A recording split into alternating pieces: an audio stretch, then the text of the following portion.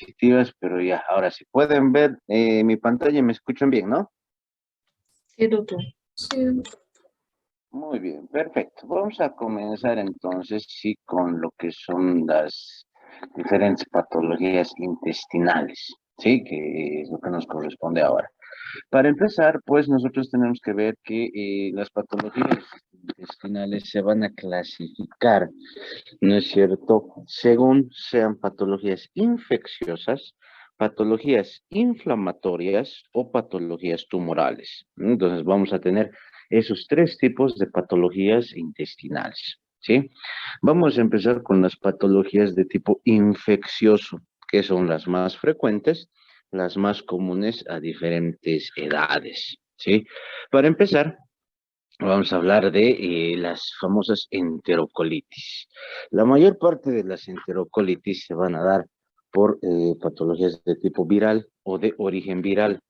Sí, nosotros conocemos, por ejemplo, los famosos enterovirus o los rotavirus, que son los más frecuentes. Pero estos virus, en un 95% de los casos, infectan a niños menores de 6 años.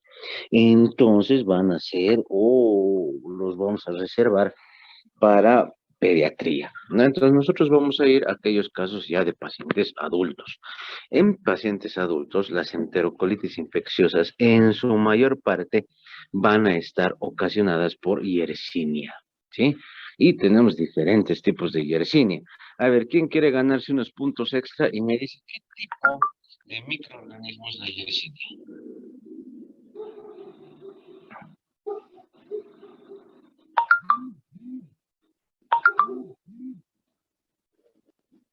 ¿Nadie?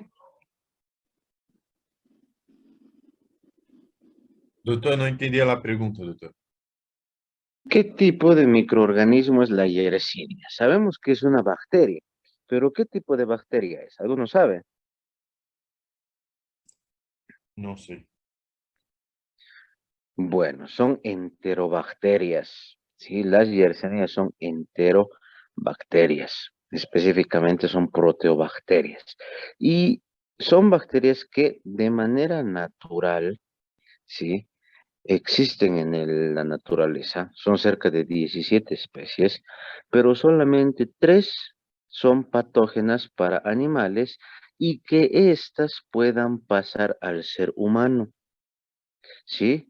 O sea, hay 17 tipos de Yersinias, pero solamente 3 que contagian a los animales pueden llegar a pasar a los seres humanos, ¿no? Que pueden ser entonces huéspedes accidentales. Los más frecuentes que pueden llegar entonces, y esto es pregunta de examen, a afectar a un ser humano son la Yersenia enterocolítica, la Yersenia pestis y la Yersenia pseudotuberculosis. No son los 3 entonces que pueden afectar al ser humano.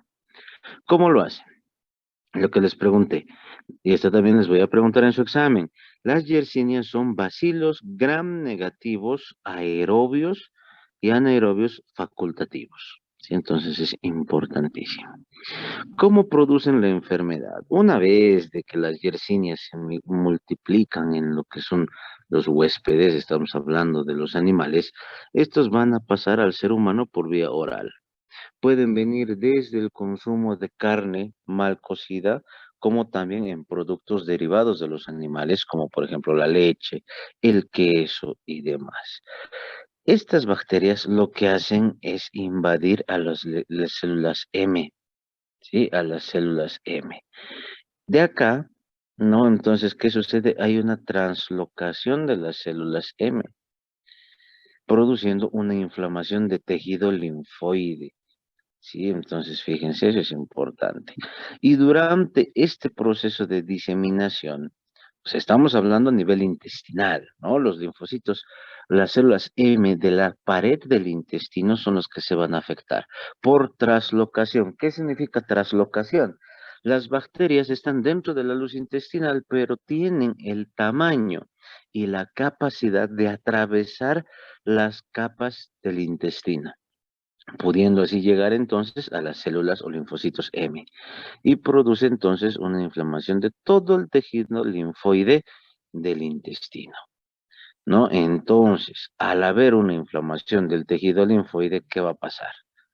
Va a producir fiebre, dolor, el síntoma más común, diarrea, como está afectando tejido linfático, linfadenitis, y también infecciones fuera de la luz intestinal por diseminación, pudiendo producir inclusive peritonitis, ¿sí?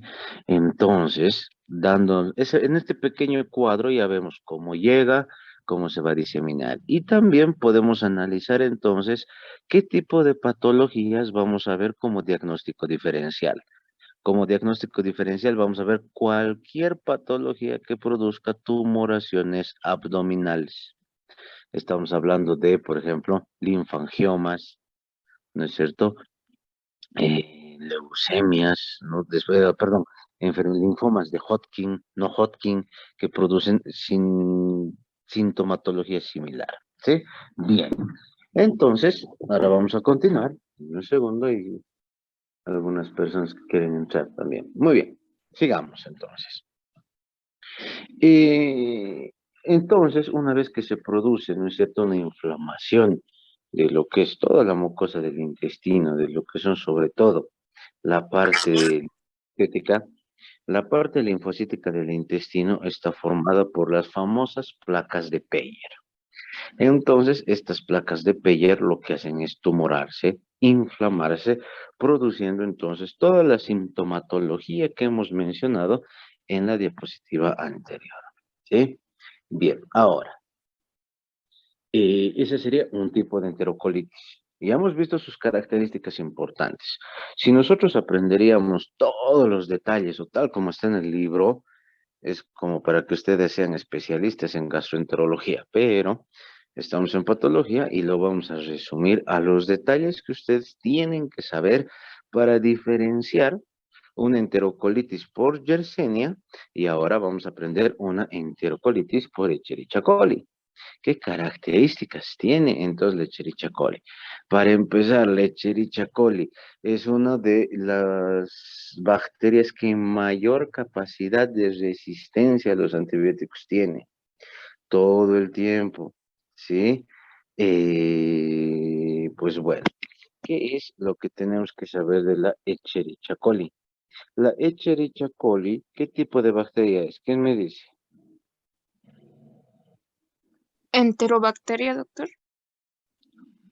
Ya, es también una enterobacteria. ¿Qué más? También es una proteobacteria, ¿sí? También es una proteobacteria, igual que la Yersinia. Pero ¿cuál es la diferencia importante?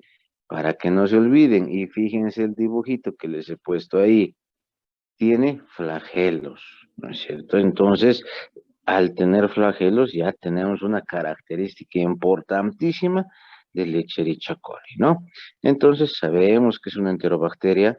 De manera normal, sí, tenemos en la flora o en la microbiota del tracto intestinal, tenemos todos, absolutamente todos tenemos Escherichia coli colonizando el intestino. Es un bacilo gram negativo, catalasa positivo, anaerobio facultativo, ¿no? Igual que como hemos visto, pero tiene una capacidad increíble de multiplicación. Se puede ver de que, por ejemplo, en 2 horas se multiplican hasta en 100 ejemplares, ¿no? Entonces, es una bacteria que en casos especiales se multiplica rápidamente, ¿sí? Pues bueno, ¿qué es lo que tenemos que saber entonces sobre la Escherichia coli? La Escherichia coli primeramente se conoce como organismo modelo, ¿no? Por eso hay el dibujito bien bonito de ese Escherichia coli. ¿Por qué? Porque como tiene esa velocidad de crecimiento tan grande, prácticamente no necesita nutrirse, pues entonces se lo utiliza en laboratorios de manera muy frecuente para hacer experimentos de genética, de biología y mil cosas más, ¿sí? Pues bueno, ahora vamos a empezar entonces precisamente a hablar de cómo va a producir las patologías esta Escherichia coli. Entonces, esperen un segundo. Muy bien, tenemos, fíjense, 4 tipos o subtipos de Escherichia coli, que son la ETEC, la EHEC, la EIEC y la EAEC.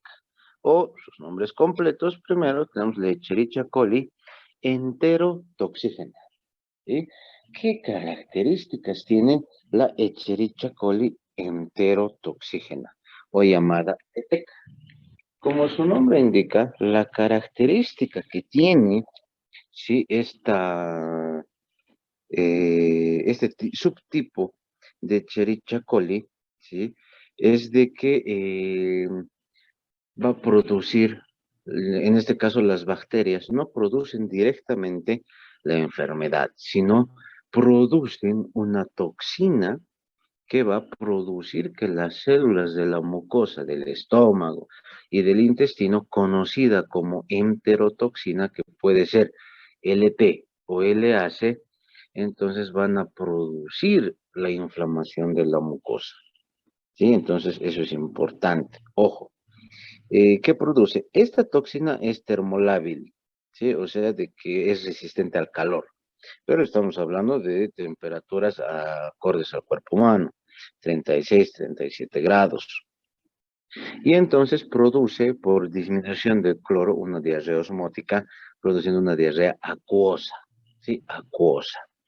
Una de las enfermedades producidas por la Escherichia coli enterotoxígena es la famosa diarrea del viajero. ¿Sí?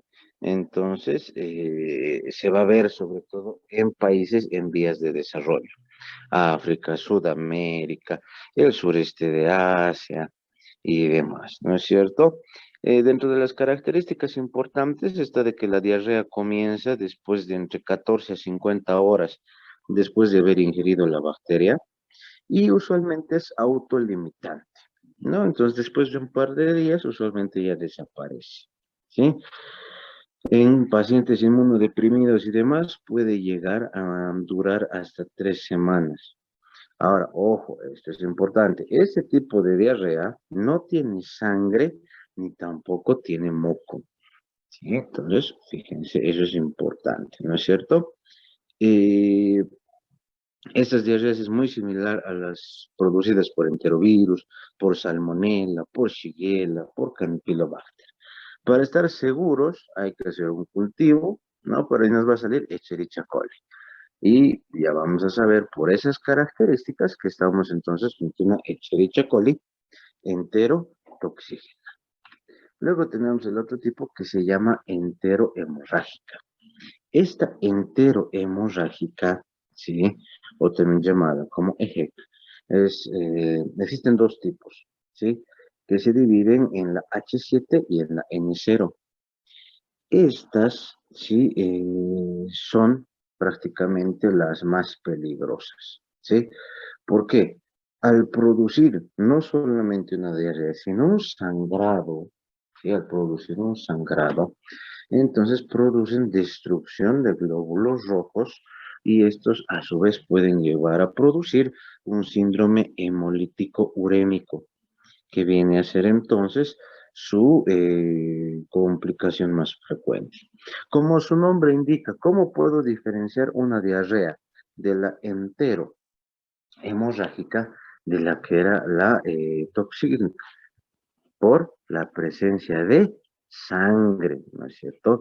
La primera, que es la Escherichia coli, entero, toxígena, no produce sangre, no tiene sangre. En cambio, la hemorrágica sí va a presentar sangre, ¿no es cierto? Entonces, como les dije, la peor complicación que puede pasar es el síndrome hemolítico urémico, ¿sí? Muchas veces, sí, va a dar fiebre, que es muy elevada, sí, muy elevada. Y como dice acá, fíjense, dice Shiga. Ahora, ¿qué es el Shiga? El Shiga es el mnemotécnico de las Escherichia coli productoras de toxina Shiga. Es una toxina, ¿sí? Esta toxina, sí, es la que produce la destrucción de los glóbulos rojos, ¿sí? Entonces es importante poder conocer esto, ¿sí? Usualmente ya conocemos el ciclo, ¿no? La persona consume por vía oral lo que son las bacterias, se multiplican en el estómago, producen una inflamación de la mucosa y ahí está la diferencia. Como producen toxinas que alteran a los glóbulos rojos, estas toxinas son la Shiga. En cambio, la enterotoxígena no produce toxinas que afecten a los glóbulos rojos, ¿no? Entonces, fíjense, tenemos esa diferencia entre estos dos tipos de Escherichia coli. Luego tenemos, como podemos ver acá, el periodo de incubación que es muy diferente. La enterotoxígena, su periodo de incubación duraba desde 14 horas hasta 50, ¿no es cierto? Entonces varía. De la enterohemorrágica puede ser entre 3 hasta 8 días, demora un poco más, ¿sí? Si bien es cierto que la mayoría de las cepas de Escherichia coli no producen enfermedad, porque les dije que normalmente nosotros tenemos, en este caso, algunas como la EHEC, la ETE y demás, sí pueden producir enfermedades. ¿Por qué? Por la producción de toxinas. ¿Qué diferencia hay entre la erotoxígena y la enterohemorrágica? La enterohemorrágica produce la Shiga, ¿sí? Shiga. Entonces, eso es importante, ¿sí? Ahora, fíjense, ahí tenemos algunos detalles de cómo prevenir la infección por Escherichia coli enterohemorrágica. ¿Qué es la temperatura? Las bacterias hemos dicho que son termolábiles, las de la Escherichia coli. A partir de los 70 grados se destruyen, ¿no? Entonces, es suficiente. La leche cuando está pauterizada, lo mismo, ¿sí? Obviamente que las verduras y frutas hay que desinfectarlas de manera adecuada. Los síntomas que se van a producir son los clásicos de disentería, que son espasmos, diarrea en la mayor parte, con sangre, por lo que les he mencionado, fiebre, náuseas. Lo peor que puede pasar, síndrome urémico hemolítico. Tiene una tasa de letalidad bastante elevada, entre el 3 al 5%. O sea que de cada 100 personas que se enferman, entre 3 a 5 mueren. O sea, parece poco, pero en realidad son cifras bastante altas. Luego, tenemos la Escherichia coli EIEC, o llamada enteroinvasiva. Ahora, ¿qué significa en este caso la enteroinvasiva? Este tipo de Escherichia coli, a diferencia de las dos primeras, ¿sí? no tiene toxinas, ¿sí? No tiene toxinas. Entonces, ¿qué pasa?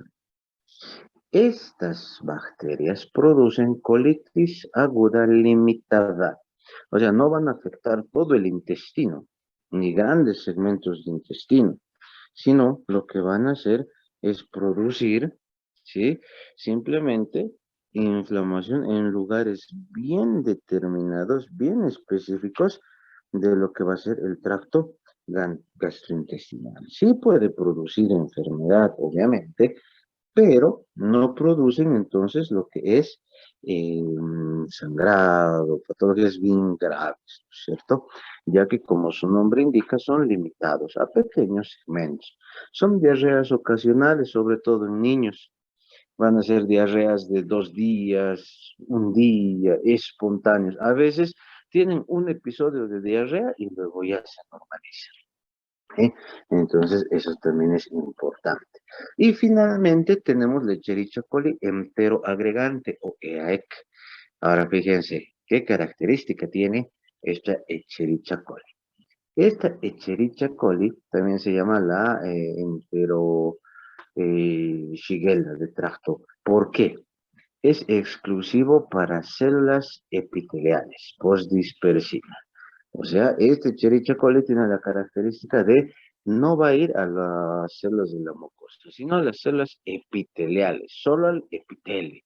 Por eso es que son diarreas que no tienen sangrado, porque el epitelio no tiene arterias, no tiene vasos sanguíneos como para producir sangrados. Entonces, su característica más importante de este Escherichia coli es que produce una diarrea no sanguinolenta prolongada. ¿Sí? Entonces, ahí está el detalle. Diarrea no sanguinolenta. De esa manera, nosotros pues vamos a tener entonces esa diferenciación muy importante entre lo que es la, los diferentes tipos de Escherichia coli. Y para terminar la clase de hoy, vamos a hablar de la colitis pseudomembranosa. ¿Qué pasa con la colitis pseudomembranosa? Está dada por otro tipo de bacteria muy diferente, que es el Clostridium difficile. ¿Sí? ¿Qué hace el Clostridium difficile? El Clostridium difficile va a llegar a lo que es el colon y se multiplica en el colon. ¿Sí? Puede estar dada también por otras bacterias como Salmonella, Clostridium perfringens, Streptococcus aureus, ¿no? Por varios otros tipos. Pero, sobre todo, la más frecuente es Clostridium difficile. ¿Qué pasa? Esta bacteria se va a multiplicar en determinadas circunstancias, como inmunosupresión, uso de antibióticos y demás. Entonces, de repente, esta bacteria se va a reproducir más que las bacterias de la flora normal, produciendo entonces una alteración de la flora colónica que permite un sobrecrecimiento de este Clostridium difficile. Como su nombre indica, ¿qué sucede con esto? Las células epiteliales van a recibir la infección por estas células, ¿no es cierto? Entonces se van a empezar a destruir. Al haber destrucción de las células epiteliales, ¿qué sucede? Los vasos sanguíneos de la base del epitelio, ¿no? De la membrana basal, entonces van a tratar de producir una cicatrización para reemplazar a las células muertas, ¿no? Entonces lo hacen eliminando mediante neutrófilos y monocitos todo lo que son fibras o moléculas de fibrina y mucina. ¿Sí? La mucina, recordemos que es un precursor del moco, y la fibrina, pues, de tejido fibroso. Y una mezcla de ambos, de moco y fibrina, hace que alrededor de las células epiteliales muertas se produzcan pseudomembranas que van a llegar a obstruir parcialmente la luz intestinal, produciendo la sintomatología característica y por eso también el nombre de colitis pseudomembranosa. ¿Sí? Aquí podemos ver, miren, entonces hay una inflamación bastante grande, pero sobre todo grandes formaciones, ¿no? Como si fueran membranas de tejido fibrinoso y mucina, ¿no? Y moco, que dan entonces, como pueden ver en esas imágenes, características que disminuyen la luz intestinal, pero sobre todo producen dolor, ¿no es cierto? Producen dolor, que es la característica más importante. ¿Cuáles son los factores de riesgo? La edad, pacientes pediátricos inmunodeprimidos y el uso de medicamentos. ¿Qué tiene un paciente con colitis pseudomembranosa? Leucocitosis, fiebre, dolor, cólicos, hipoalbuminemia, diarrea acuosa, deshidratación, leucocitos en abundante cantidad en heces fecales y sangre oculta en heces. ¿Cuál es el tratamiento? Sobre todo por el Clostridium difficile, metronidazol y vancomicina. Para hacer un diagnóstico específico, fíjense, el antibiótico es diferente, ¿no es cierto? Tenemos que estar seguros. Si cuando iniciamos un antibiótico a las 24 horas no notamos mejoría, tenemos que sospechar que sea una colitis pseudomembranosa. Entonces cambiamos de antibiótico. Para estar seguros de nuestro diagnóstico hay que hacer una detección de la toxina de esta bacteria o hacer un estudio histopatológico. ¿Sí? Muy bien. Preguntas que tengan sobre las enfermedades de tipo infeccioso. No, doctor. ¿Ninguna? ¿Cuál es la toxina que produce el Clostridium? El Clostridium difficile, al igual que las diferentes bacterias que van a estar localizadas en este tipo, ¿no? Sobre todo la más común, y ustedes deben conocer, es el Clostridium, puede ser el Perepringes o el difícil, ¿no? Entonces, estos producen dos tipos de toxinas, ¿sí? Que se conoce como toxina A o toxina del tipo B. No tienen un nombre específico, se los conoce como toxina del Clostridium, ¿sí? Entonces, pero lo que es importante es eso, ¿no? Tipo 1 y tipo 2, ¿sí? Eh, lo que sí podríamos hablar, ¿no? De que son toxinas de alto peso molecular, ¿no? Y estas son las que van a producir diarreas muy líquidas. También producen megacolon tóxico, por si acaso, ¿no? A modo de complementación. Bien, ¿algo más? No, doctor, gracias. Muy bien, entonces vamos a quedar acá hoy día. Bueno, lastimosamente hubiera querido avanzar más, pero la próxima clase vamos a complementar. Vamos a empezar con lo que son enfermedades intestinales inflamatorias, sobre todas aquellas que son autoinmunes, ¿no? Entonces, colitis inflamatoria, enfermedad de Crohn, enfermedad de Whipple y otras, ¿sí? Así que bueno, no quiero quitarles más tiempo, posiblemente tienen otras clases. Así que tengan muy buenas noches. Nos vemos la próxima semana. Buenas Gracias, noches, doctor. doctor.